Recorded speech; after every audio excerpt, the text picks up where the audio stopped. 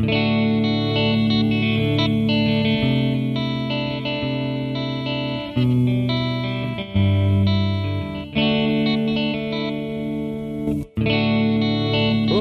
is Vince Lara, Media Relations Specialist at the College of Applied Health Sciences at the University of Illinois. Today I spend 5 minutes with Jeni Hunniecutt, Visiting Research Specialist at the Chez Center for Wounded Veterans in Higher Education. I noticed that your thesis was on veteran identity. Can you tell me a little bit about veteran identity and what led you to write your thesis on that? Yeah, so I started looking at the veteran suicide phenomenon and kind of what was going on. The number and the rates are 20 to 22 a day, and there's a lot of kind of conflicting conclusions and messaging around like what is contributing to suicidality in veterans. That work took me looking into reintegration. So there's like a body of evidence that at first, when suicides were a big issue, that was linking it directly to combat experience and exposure, and the kind of dominant narrative surrounding it was that that's kind of mostly what the experience is about. When people like get back from war, the suicidality increases. But more recent and inclusive studies that we're looking at, more like a wider participant sample, were showing that it actually wasn't linked to deployment experience or combat, but separation from service in general. And so on like a personal level, I got out of the military before I moved to Denver for my PhD program.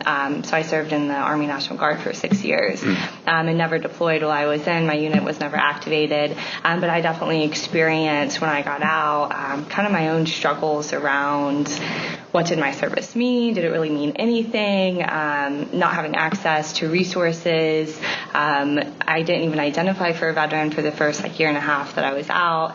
Meaning you didn't tell people that you were a veteran? Yeah. Okay. Yeah, so that's what that means. Yeah. Okay. Yeah. And so once I really started getting into literature and looking at, are the things I'm experiencing and we're struggling with at the time, is there some type of explanation or understanding? Is it common for other people that served that never had experiences of combat or went to war directly struggle when they get out, and if so, why? Which took me to wanting to look at identity and kind of a shift in what are the social implications of belonging to the military institution? What goes into the conditioning when one person joins the military and kind of trains in that setting and is part of that culture and that organization for a long time? And then can the shift when you get out. And so what's common for everybody, regardless of what your military experience was like, is a loss of community and a loss of structure when you get out.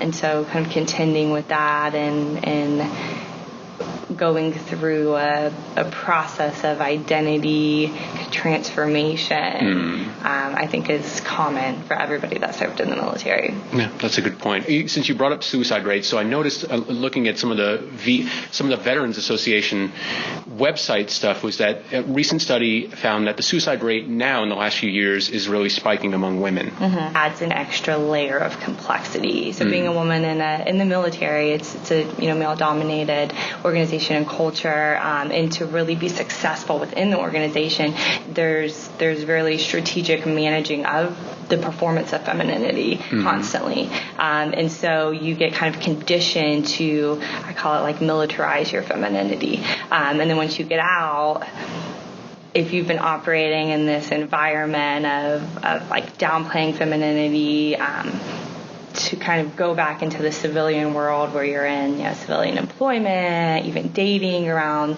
non-military women, I guess maybe it can be off-putting for women who haven't, been conditioned to manage femininity in those ways. So that comes up. And then military sexual trauma is a huge phenomenon for women in the military. There's some research that shows that military sexual trauma is a predicator of PTSD more so than combat experience. And so the statistics, 1 in 3 women generally experience military sexual trauma. That encompasses anything from unwanted sexual comments all the way to direct assault. And the numbers for sexual harassment are like 72 to 90% of women. Yeah. Thanks again to Jeni Hunniecutt. This has been 5 Minutes With.